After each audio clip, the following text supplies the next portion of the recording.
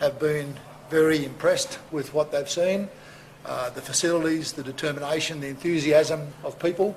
And I want to particularly thank the council staff who've been heavily involved in these last couple of days, and indeed the months in preparation, for the wonderful work they've done and the enthusiasm they've displayed on behalf of our broader community.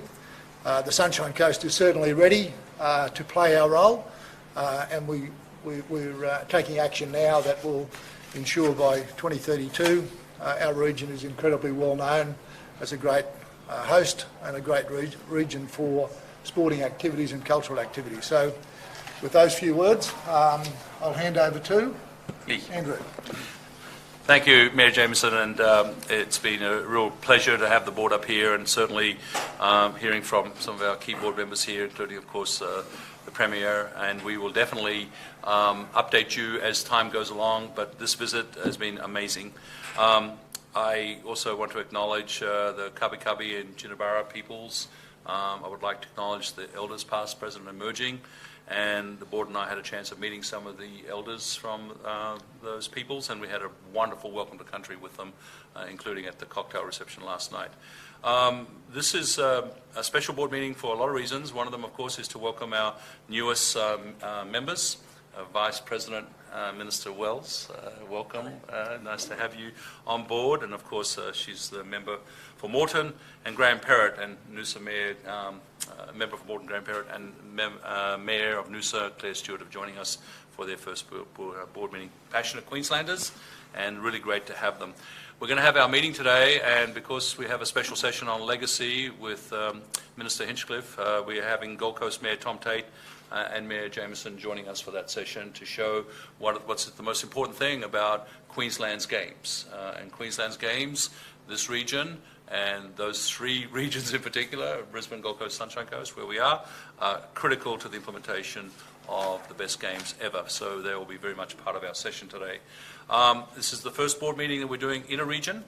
It is the Sunshine Coast. And I will tell you that this is going to be stable for us. We will be going to the regions. The very next one will be on the Gold Coast early next year, and on and on and on. And the Premier has imparted upon me the importance of all of Queensland. That's right. Okay, and it's really important that we just keep remembering that. This is Queensland's games, and it was won on that basis with the new norms. The new norms, and just a few minutes on that, we did in fact go to the Maroochydore Sunshine Coast Stadium, where the football preliminaries and quarterfinals will be, and of course the site of the new proposed indoor sports centre, which will host basketball preliminaries. We also went and looked at the new CBD, and we also could see the future athletes village in front of us. And then we also visited some businesses, Walker Seafoods in particular, and we absolutely totally got to interact with the community and the task force that have been set up by Mayor Jamieson. I can't keep saying this, Mayor Jamieson, forgive me for being repetitive. I think your game's ready, actually. I've got a few things to build, but this is just from a spirit point of view. The Sunshine Coast is showing us what it looks like in the new norms. And when the IOC came, they were impressed. I can see why. And of course, where we are right now, this is one of the IOC contracted venues in Alexandra Headland, and you know what we've got is beauty, and the marathon right around. I mean, this is just an impressive region in terms of hosting the games. And so first class, world class, and more to come. And on board agenda, we have the workshop on legacy, which Minister Hinchcliffe will lead. We also have significant progress being made with the IOC as they seek games optimization, which is a very important part of the new norms. In other words, this is not just a cost centre, it's actually an enterprise that will generate jobs, that will generate economic well-being, and in fact, the new norms is really meant that the games fits the region rather than the other way around. The region fits the games, and it's really the spirit of what we're doing here. And so we will be discussing that in terms of the IOC and their particular view. I'll update the board on our recruitment, notably the CEO recruitment, which is coming close to a finish, and that job will be very, very key, and we have obviously lots of great applications, and we'll have that done in the next 30 days. So I'll stop there and hand over to the Premier. We have so much to cover, but Madam Premier. Thank you very much, Mr. President, and of course it's wonderful to be here on the Sunshine Coast, and as the President said, our next meeting will be on the Gold Coast, and We acknowledge there's a lot of venues on the Gold Coast, and having previously hosted the Commonwealth Games, it'll be great for the board to experience that, and I commend the President for taking the board around Queensland. And we haven't forgotten Cairns and Townsville. They're going to be on our agenda next year. Today, of course, the President mentioned in relation to a legacy. We know how important that is, and Minister Hinchcliffe and I attended the very first meeting of the Legacy Committee. Lots of great ideas, but of course we know that these are our games, they're Queenslanders' games, and we want to involve more of the community. So today I'm very pleased to announce that in February we'll be holding a Queensland Legacy Summit. This is an opportunity for 500 people from across Queensland, from different walks of life. So this will draw on people from business, the community, sport, arts and culture, a whole range of areas to come together for this summit to share their ideas about what legacy means to them and what they would like to see following on from the Olympic Games and in the lead up to the Olympic Games in 2032. We know that many councils have set up their own legacy committees, so we want to draw on this expertise around the state, get everyone in a room together and really narrow down that focus about what Queenslanders want as part of the legacy for the Olympic Games. So we're very excited by that. It will be held in February. We'll be calling for expressions of interest soon, which is great, but also too we'll be targeting some people to come along. It'll be very important for our state, and and no one's ideas will be discounted. So a great opportunity for everyone. Thank you. Thank you, Madam Premier. Minister Wells. Thank you, and may I also acknowledge the traditional custodians of the land on which we gathered this morning. It's great to be back at the Alex Headland Surf Club. The last time I was here, it was just having finished the running festival, a somewhat diminished and sweatier presence than you see before you today. But how good that I get to be a runner who participates in celebrated local festivals and now the Federal Sports Minister with carriage of the green and gold runway as we build to the Brisbane 2032 Olympics and Paralympic Games. We saw yesterday some of the ways that the Sunshine Coast is already making the most of the opportunities of the interest and investment in the area ahead of the Games. Some really world-leading stuff already here, and I really look forward to moving around the rest of Queensland to see what else we can do together over the next 10 years to make sure that this is a success for the 10 years to come. I'm also looking forward to working with my tremendous friend Sterling Hinchcliffe, who's here, the Queensland Minister for Sport, on legacy and what we can do working together to make sure that all Queenslanders feel this is a Games for them. And finally, we're a week on today from the announcement that I made on Friday last week about safety and integrity in sport. We're working very fast at a federal level to make sure that sport is an inclusive and safe place for everybody, and that as we invite our 5-year-olds, our 7-year-olds, our 10-year-olds to come on the journey with us to the Brisbane 2032 Games, that green and gold runway that we're inviting them to participate in is as safe and inclusive and fruitful as possible. Thank you. Ian Chessman, Head of the AOC. Thank you very much, Andrew. It's wonderful to be here on the Sunshine Coast. Andrew, thank you for hosting us so warmly here. Can I say, as someone who's been and lived in a lot of Olympic villages over the years, the athletes who come to this village here on the Sunshine Coast are going to love their experience. It's a fantastic setup and a beautiful spot. From our point of view, I think the legacy piece is really important. But for us, it's not just a bricks and mortar thing. We've got to talk about people and communities and the power of sport to really showcase what is possible for people to achieve, to get them involved in our sports, participating in our sports. So long term, we see the 10-year runway is a fantastic opportunity to drive with the Australian Olympic team and the our Paralympic partners, using athletes to showcase and promote their sports, our wonderful inclusive sports, which cover so many different sports for people of all cultures, of all personalities, of all body shapes. There's something for everybody on this Olympic program. So we want to use the power of our sport to get people engaged actively right around this country and use the power of the Australian Olympic team to make a difference. I think it's really important that people know right from the outset that the Games is about athletes and sport, and that will be the focus that we have around this table, I'm sure. And also the knowledge that having a successful Australian Olympic team is fundamental to the success of these Games. So we'll work very closely with our Minister and our partners across our national federations to ensure that we can have the best possible outcome here. And by setting that up, we will then have a really powerful platform for the 10 years after the Games. I think it's really important we have that 10 plus 10 attitude.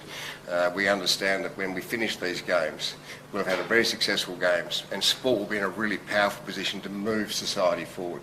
We'll have a much stronger sports system with greater participation. We'll have a much stronger sports system with more volunteers involved, with better coaches, with better sports scientists, and be real world leaders for the decades to come. So it's a powerful opportunity that we have here in Brisbane 32, and we're very excited to be contributing to it. Thank you, Thanks, Ian. Andrew. Jock Hallahan, Head of Paralympics Australia. Thank you, Andrew, and I'll just echo the thanks that's been extended to Mayor Jamieson. It's been a wonderful experience being up here. There is nothing like being here. There is only so much that can be done with videos and flyovers and diagrams and plans.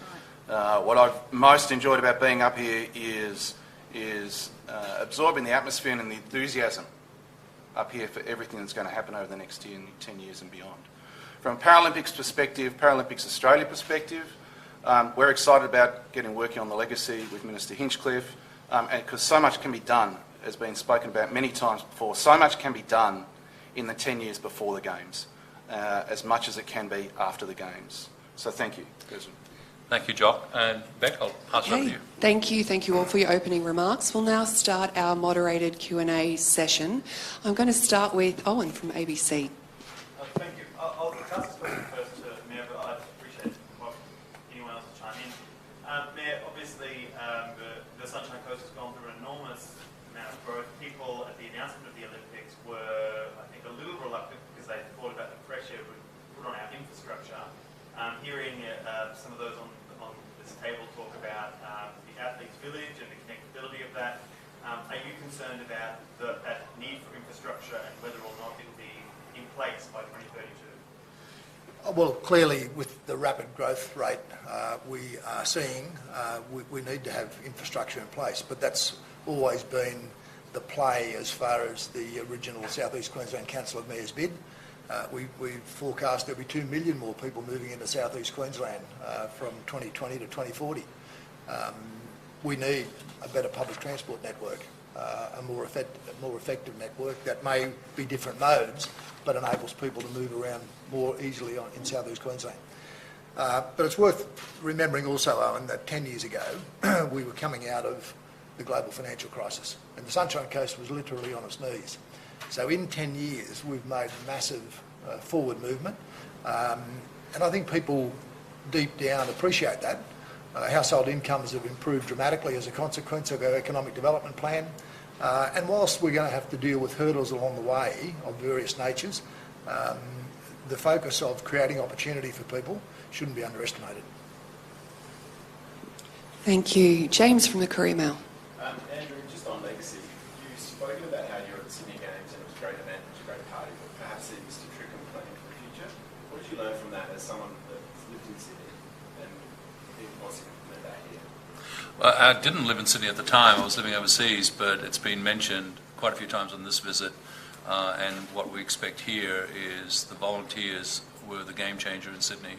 The excitement and energy of the volunteers, a lot of young people, and a lot of middle-aged and not so young people, made Sydney feel like everyone's home. Visitors to this day talk about the Sydney Games experience and talk about the volunteers. I think it's been mentioned, someone saw the uniform the other day, the volunteer uniform, and how it's being kept. I think the imagery of Sydney as this amazing city with its beautiful scenery and its volunteers led to the greatest games type statement being made about the games. Now, pre and post, all the work that was done to create the games, John Coates is here, and the architecture of that, there was a lot of learnings about how to actually mobilize to do what now is out as the new norms. These are regional games. Sydney was not. This is actually a regional games that actually the IOC is looking to, and having now been in a few IOC meetings, we are going to set the standard for what the Olympics will be going forward, and that is an exciting opportunity. So we picked the best of Sydney, volunteers, the actual ability to actually move people around and do the things that they did. But we'll pick the best of all the other games too, and really then look forward to Paris and LA and pick the best of theirs. And I think legacy, the 10+10 comment that was made, is really amazingly powerful. The Premier gave an anecdote the other day about a visit to Thursday Island, and and Ian gave an anecdote about seeing a young basketball player, 11-year-old, alongside Paddy Mills, I think you said. So much talent. It's just, I get goosebumps thinking about the youth that are 10 and 11 right now, but not just those, and how they'll participate in these regional games. And so I think we can pick up the best of Sydney, and look, my whole persona looks at the best to benchmark, but also didn't go right, so that we can learn from that. I think you learn a lot from what didn't go right. Now, that's hindsight, right? But we can use that. Channel 7. Just one before the Premier, but you might want to comment as well on the Gabba redevelopment. It's been flagged as a major venue for the Olympics. There's a lot of work to go into the costings and also how difficult that redevelopment will be. Are we 100% committed to the Gabba? Are there any alternatives that are being looked at? We are 100% committed to the Gabba, and at the moment the Department of Infrastructure is doing some costings on what the Gabba will look like. That is currently before government. It'll be coming into our Cabinet Budget Review Committee, and then of course we'll be briefing the President and others on that. So it was a signature part of our presentation. John Coates remembers very clearly when we were over in Tokyo. It fits everything. It is structurally right next to our Cross River Rail, the underground that we are building underneath our city at the moment, to the tune of $5.6 billion. The connectivity there, and also to the fact that people will be able to walk from South Bank to the Gabba. It is the perfect location, but we are doing that detailed costing now, as you would expect for us to do. Yeah. I totally support what the Premier just said. Do we have Win here today? No, they haven't arrived today. I'm going to open the floor to other questions. Back to Owen. Okay, this one's for you, Premier. Sort of going on a similar line, talking about the Athletes Village. There's a plan certainly been in the works for a long time about a train line, heavy rail train line from Brisbane coming off of Biwa and basically delivering people directly to where this Athletes Village will be. Do you expect that to be built by 2032? My understanding is, from memory, we did some detailed studies with the council. I'm happy to follow that up with Minister Bailey. But we do know that there is more and more people moving here to the Sunshine Coast. You'd have seen our massive infrastructure that we are actually spending at the moment in terms of upgrades to the Bruce Highway, making travel and commute so much easier. That growth around Caloundra South and out around Palmview. We're investing in new schools and infrastructure and extra road connectivity. So, of course, we are looking at all of that and how it all fits in with the venues here for the Olympic and Paralympic 2032 Games. So do you feel like that's a little bit unclear, more things to be done before you can say whether or not? Well, don't forget too, our government has a $47 billion 4-year infrastructure plan that goes right across the state. And I think everybody who's living here on the Sunshine Coast would be under no illusion of our commitment to infrastructure with all of those works happening up and down the length and breadth of the Bruce Highway. Do we have any other questions? Folks down the back from CFM, do you have anything you'd like to ask? No? Okay, great. I'm just going to ask you, President, we've got a few minutes to just give us a few remarks on the brand contract that's just gone out to tender and how we would love for people and businesses right across Queensland and Australia and also here on the Sunshine Coast to participate. I think I answered when I got asked the Sydney question about the power of the rings and the power of the brand for goodwill and values and establishing, the benchmark for humanity and how we should operate in this century. And there's no question the IOC has been very responsive to this notion that the new norms and our view to legacy and 10+10 has already been reflected, really requires us to elevate our games to a brand value that is completely different to what, might be thought of as a brand, which is logo and mascot and all that, which is very important. But really representing the brand, which is Brisbane 2032, and the regional games and new norms that it represents, needs a body of work that actually says, what's the value of this brand for every single person out there? When I look at the brand and I identify with the growth of Southeast Queensland and the growth of Queensland, and really doing for the state what the promise of the games will do, it's a state that's growing, and the games are additive and synergistic to that. And without the games, the state would grow. But with the games, the state will definitely grow at an accelerated pace, which means people will move here, people will visit here, people will invest here, people will want to invest here. And that's a very big piece of the discussion I've been having with the Mayor. And I'm very excited to see what you've already established here as an investment proposition. And your view to Paralympics and Olympics and your care for the athletes, that's all a brand. So we have released a request to the market, it's our first, to basically say, come to us and quote, okay, how you can help us pull all that together. Brand is culture and DNA and humanity and value. It isn't just a marketing campaign. And so this is what we have come out with, and we'll talk a lot about that in the next many months and years, but it's a very important early opportunity. And the last thing I'll say is there's revenue to be gained here. We are working closely with our AOC colleagues as it relates to what will happen between now and 2027 as it relates to revenue generation, because we do want to generate revenue that can help offset costs. And I think it's not impossible, in fact it's very possible, and AOC in particular and PA is cooperating. We need to go to work on that, and brand will be a big piece of it. Okay, no last chance, no final questions. One? Yeah, I'm Lydia from the Sunshine Coast Daily. I'm just wondering which transport infrastructure projects in particular need to be started in the next 5 years to get us ready to move people around on the coast. Well, I'm happy to answer that. Look, between now and 2032, it's our objective to have a rail connection to Maroochydore. There's various undertakings being provided thus far by the previous federal government. Only time will tell as to whether that is indeed sufficient to fund what is an expensive piece of infrastructure. The next budget to be brought down by the new Labor federal government on October 25 may shed some light on that, but it may not, and we may have to wait until the budget in May of next year. But I think what's important is that having the Brisbane 2032 board here to see the challenges that exist and what that might look like with 200,000 more people living on the Sunshine Coast is really important. Coupled with that, of course, is the mass transit solution that Council and the state government have also been working on.